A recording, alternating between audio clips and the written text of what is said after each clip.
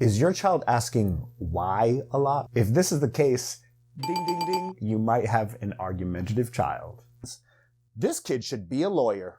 Try these 3 tips when you find yourself speaking to your child during an argument. Trust audit. How to deal with an argumentative child. 3 tips that work amazingly well.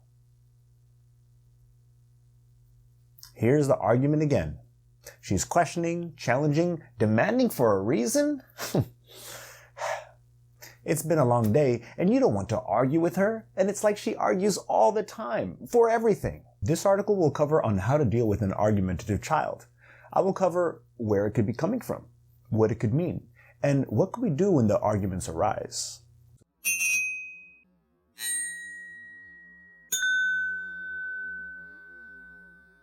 Remember, if you like these videos, like and subscribe.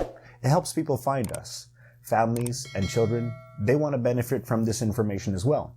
So if you like it, chances are somebody else does too. Comment also. I answer to everything. So again, like and subscribe and enjoy this article. In my many years in working with families and children as a clinical counselor, the argumentative kids are some of my favorites. They are smart cookies. They are fun, and I just really love their analytical skills. I'm not going to say that it's all peaches and roses. They are certainly challenging to work with, but it's also refreshing to see their minds working, and it makes for some interesting discussions. So if you find yourself with an argumentative child, and you find yourself telling your friends, this kid should be a lawyer, this article is for you. So let's get into it. How do I deal with this argumentative child? Try these 3 tips when you find yourself speaking to your child during an argument. Don't take it personal and try not to let your emotions get a hold of you. Be open-minded and try the following. We have previous articles where we talk about functions of the behavior. One of the functions of behavior that the AuX team has added is testing. Arguments are a way that children can test. They test our authority, the trust they have in us, and our consistency. So be open-minded and think of it that way. So let's start with the first tip. Explore your child's angle to the argument. Your child might even be saying something ridiculous, something triggering, but that's okay. Explore the argument. Find out their angle. Where are they coming from? As they question, as they argue. Here's number 2. Find out your position in this argument or debate. You might have an opinion, you may have a position, even if it's positive, negative, or even neutral. Just find out where that is and approach it with open-ended questions. Then from here, what you can do is decide to keep it open-ended or challenge. Make sure it's a healthy challenge. Stimulate your child's mind. If they're arguing, they probably want to be stimulated mentally. They probably want to reach depths of intellectualism. Do that for them. Challenge them. Be their guide. Be there for them in this process. Is my child argumentative though? Is your child asking why a lot? Does she challenge you when you give a directive or even share a mere opinion? Does she seem to go against you when you ask for something? If this is the case, ding, ding, ding, you might have an argumentative child. Don't panic. Don't panic. It's okay. It's okay. This could be a good thing. Before thinking negatively about this, it is worth taking a look at the strengths within the argumentative child. We will get into this a little more later in the article. Let's go into the case if your child is not asking why. Here's the why child. Let's go to the non-why child. If your child does not ask why and tends to agree with you, agrees with your opinions, and does not challenge you, maybe your child is not too argumentative. Perhaps your kiddo is higher on the agreeableness spectrum within the Big 5 personality model. We discuss more about the Big 5 model in our Upset Child article. Check that out if you want to learn more about agreeableness as well as the other personality categories. Why is my child so argumentative?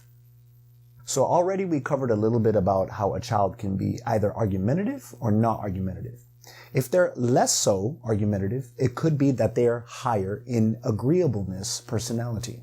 If they are more so argumentative, maybe they're lesser in the agreeableness spectrum of personality. Here are some of the reasons, and it could be a combination of a few, as to why your child is argumentative. Maybe your child is just exercising her logic. It could be that she is exercising her language and diction and vocabulary. It could be for stimulation of ideas and just trying to create a debate.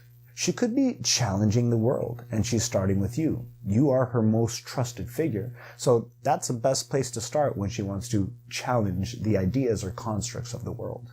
Maybe she's just a natural thinker and a philosopher. These are great kids, great futures. Maybe your child is testing. We spoke about that earlier. It is a function of a behavior, and we cover that more on why kids say bad words. Links to those in the description. Maybe she's formulating an identity. She could be not only testing you, but maybe she's testing herself. If she's testing herself, this is a way to dive into who she is, and she is formulating an identity. Maybe she has some deep questions which she wants to dive into and figure out. Control could be another function of behavior. Maybe she just wants to make a more predictable environment or response or reaction from others around her. Control. Attention. It could be just attention. Attention is another function of behavior. So maybe creating an argument is a way to get us adults to focus on her. Attention.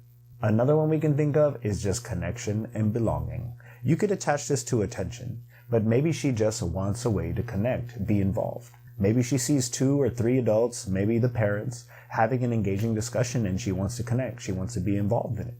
That's belonging. As children grow up, they start conceptualizing more about the world that they live in. The more they conceptualize, the more intricate and complex these ideas become. There is no safer and more available place to test these concepts, ideas, and arguments than with us, the parents. These argumentative lawyers in training may be exercising a stronger basis of logic, practicing a more complex formulation of language, and or just want to have a debate to spark ideas, thought, and stimulation. The argumentative child also may just be a natural thinker and philosopher. They may be challenging their own ideas of life and the world, or maybe even challenging yours in order to separate their identity and individuality from the person who taught them everything. The argumentative child may be arguing for something deeper, which may even take years for your child to explain and unpack and unfold. Maybe it is their way to make a statement, rebel, express a need, or expose that they are frustrated about something. I can safely say that I was an argumentative child when I was younger. I was a natural thinker and natural philosopher with many questions. I wanted to challenge the adults around me in order to qualify who could foster my thoughts, ideas, and contribute to a conversation which would stimulate my mind. Your child could be this way too. And in my experience with working with numerous argumentative kids, there is a humongous strength to the argumentative child which is worth nurturing. Bonus tip, they don't all have to be lawyers. So then, what can I do with this very argumentative child? Chances are, if your child is argumentative, it's probably a regular thing. Of course, I know this can be draining. So as mentioned, be collected and try this as a new approach. It can work if you find your own voice and start with this first step. Remember, be collected, listen, and explore your child's angle to the argument. Mike Williams, AuX Family Dynamics team member and coach, mentions that exploring the functions of control, attention, connection, and belonging, as well as avoidance, are good places to start. Once you're collected, you're listening, you're open-minded, find out your position in this argument or debate. Centralize on what your child is trying to say. Find out the direction of the debate, the direction of the argument, and find your position on it. And make sure you have points. Depending on the context of the conversation, the discussion, the topic, the levels of emotion, decide whether you want to challenge in this argument or be neutral or just keep it open-ended. Explore your child's angle to the argument. So let's go into these a little bit further, starting with the first one, exploring your child's angle to the argument. Exploring is a great place to start. You may already know about your child's interests and thought processes, so this set of knowledge is a great platform. Stick to it. Ask your child and explore behind the argument. Whatever she is arguing, whether it is about politics, family values, the family culture, the way in which you handled the situation yesterday, animal rights, just explore with her.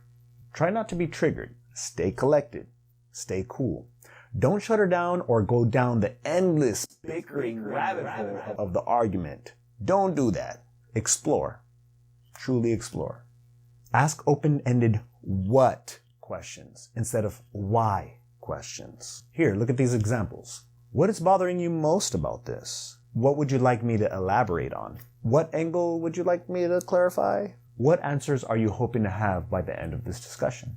Exploring will expose you as someone who is willing to learn more about your child in this conversation rather than battle and give an opinion of defense. This strategy exposes you as someone who is open to learn and discuss rather than giving the impression that you will butt heads. So here's some bullet points. Find your position in this argument or debate. Let your child teach you here. Maybe they have something to say. Be open to be educated. Some of these conversations can get to our core. They can trigger us. They can be emotional. They can get out our flaws. Be open to these tough conversations. These tough conversations could be a spring, a wonderful opportunity for growth and connection. Be open to differences.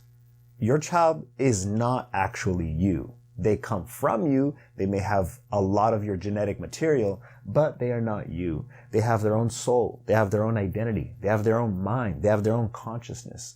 Be open to differences. Allow them to formulate and burgeon within their identity and exploration. These conversations could be a great chance for a new idea. Allow your child to be open and come up with this new idea. Be open to be educated. This is their opportunity to be on stage. This is their opportunity to show that they're growing. This is their opportunity to show that their mind is working and they're coming to ideas, conclusions, deductions, and logical formulations. Allow them to educate you. Let's see what they got. I know you know this. I know this. We all know this as parents. Sometimes kids are pretty strong or well-versed in a topic we know nothing about. Nerf guns, cars, Pokemon, whatever it may be. If she's in the chess club at school and is expressing an argument about chess, even though we know nothing about chess, I know nothing about chess, it's not my place, it's not our place to argue. Let her educate us. Let her know that you are willing to learn from her and listen. Try the position of, I know nothing about that, but whatever it is, give me the lowdown. I want to know. Teach me.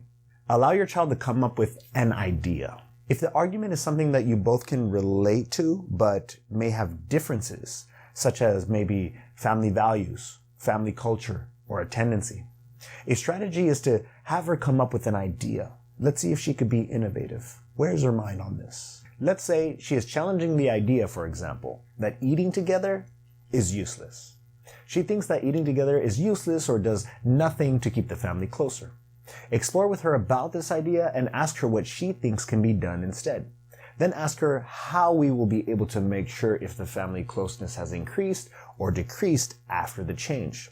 Let's see what she comes up with. Be open to differences. There are some arguments where there's nothing which can be done but to agree to disagree. Make that clear. Acknowledge that both of you will have to agree to disagree. Arguments are dynamic. There might be a way to find aspects of the argument where you both might be aligned. See if you could use this opportunity to accept her as her own person. This might be a good opportunity to let her know that she is empowered over her own identity and that you wish her the best in continuously formulating her identity in clear and confident form. Be open for those tough conversations.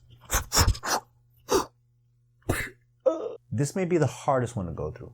If there is something deeper in the argument, such as an underlying animosity, a lot of exploration needs to be done, and this could take a lot of time and a lot of trust. Think of it as a trust audit. There could be an underlying deep animosity over the way you raised her, a divorce, moving from one school to another, one city to another, your work schedule, personality. It could be anything. But this work and this effort could also be very rewarding if we go through the jungle and if we go through the hardships and we go through the conversations.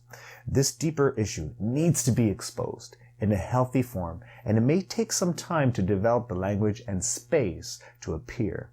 It may be extremely difficult, but it can bring up some of the most rewarding and learning lessons between parent and child. Conclusion, the argumentative child is a strong child. There are plenty of strengths within the argumentative child. It is worth it to take the time to explore these strengths within the child. Explore openly, put our parenting ego aside, and learn from there. These children are living in a faster world, packed with much stimulation and disruption. They are living in a world in a time that we ourselves were not raised in. This warrants paying attention to them and learning from them. They're going through a different experience than we went through. They're trying to tell us their experience. In this discussion, we learned about the different possibilities and functions as to why kids are argumentative. We learned about how to navigate in these arguments and identify our positions and decisions as to how to respond to different types of arguments. I gave 3 easy to remember, simple steps, examples, and several strategies in managing arguments when they pop off. Let me hear from you. What strengths do you see within your argumentative child? What do you find they like to argue about? How do you handle it? What method do you use to explore with them and their ideas? How did the conversation go? Please share and discuss. I'd love to know, and I'm sure other parents would as well. Leave a comment for the other parents out there and share your wisdom. I'm sure there are methods or strategies which I did not cover. Share this article on Facebook, share this discussion on YouTube, like, subscribe. The more you like, the more you subscribe, it helps us get noticed for others out there. So if it was beneficial to you, it's going to be beneficial to someone else. So you liking and subscribing, in a sense, helps others find us, which means you are helping others. Sign up for the AuX newsletter so you can be informed to the latest articles,